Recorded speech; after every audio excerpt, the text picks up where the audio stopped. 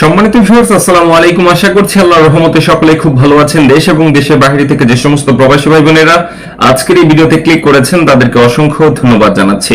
Thumbnail এবং title দেখে already idea করতে পেরেছেন ভিডিওটা মূলত আজকে কোন বিষয় হতে চলেছে। তো অনুরোধ থাকবে ভিডিওটি না টেনে শুরু থেকে শেষ পর্যন্ত দেখার জন্য। এখনো যদি আমাদের চ্যানেলটিকে সাবস্ক্রাইব করে না থাকেন অবশ্যই চ্যানেলটিকে সাবস্ক্রাইব করে পাশে থাকা বেল বাটনটি বাজিয়ে রাখুন। পরবর্তী নিউ আপডেট ভিডিও নোটিফিকেশন যেন সবার আগে আপনাদের কাছে পৌঁছে যায়। আজকে আরব আমিরাত ভিসার কিছু গুরুত্বপূর্ণ বিষয় আপনাদের মাঝে তুলে ধরবো। তো অনুরোধ থাকবে ভিডিওটি না টেনে স্টেপ বাই স্টেপ সম্পূর্ণরূপে ভিডিওটি দেখার জন্য। ইতিমধ্যে আপনারা জানেন যে আরব আমিরাত, শারজাহ এবং কি আবুধাবিতে ভিসা ট্রান্সফার নিয়ে কিন্তু মানুষের ভিতরে একটা হাহাকার বিরাজ করছে। এই মুহূর্তে কিন্তু কোনো প্রকার ভিসা ট্রান্সফার হচ্ছে না।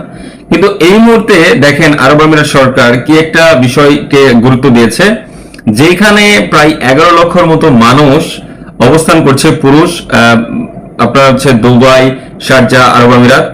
তো সেইখানে দেখেন মাত্র 10 থেকে 15,000 নারী শ্রমিক কাজ করছে হচ্ছে ওইখানে। তো নারীদেরকে প্রাধান্য দেওয়া হচ্ছে, যে নারীদের কিন্তু এখন ভিসা ট্রান্সফার হচ্ছে।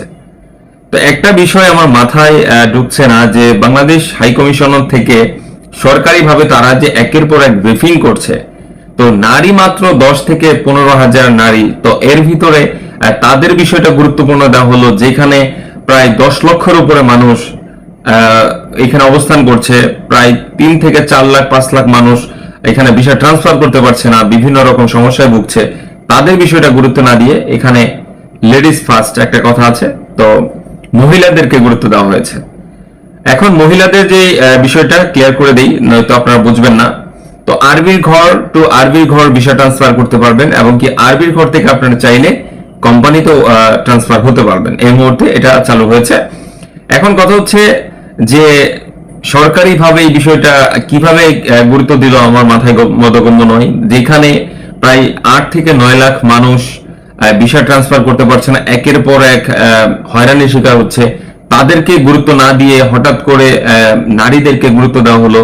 মাত্র 10 থেকে 15,000 নারী শ্রমিক যেখানে থাকে তাদেরকে ভিসা ট্রান্সফার অনুমতি দেওয়া হলো। তো আমার কাছে বিষয়টা মোটেও ভালো লাগেনি। এখন কথা হচ্ছে, এখন সরকারি বিষয় তারা আসলে কোন দিক বিবেচনা করে এই জিনিসটা গুরুত্ব দিয়েছে। তো যাই হোক, যেহেতু নারীদের ভিসা ট্রান্সফার হচ্ছে, হয়তো বা পরবর্তী ধাপে সকলদের এই ভিসা ট্রান্সফার হবে। তো আশা করছি বিষয়টা ক্লিয়ার বুঝতে পেরেছেন। তো দেখা হচ্ছে পরবর্তী নিউ কোনো আপডেট ভিডিওতে। সেই পর্যন্ত সবাই সুস্থ থাকুন, সুন্দর থাকুন। আল্লাহ হাফেজ।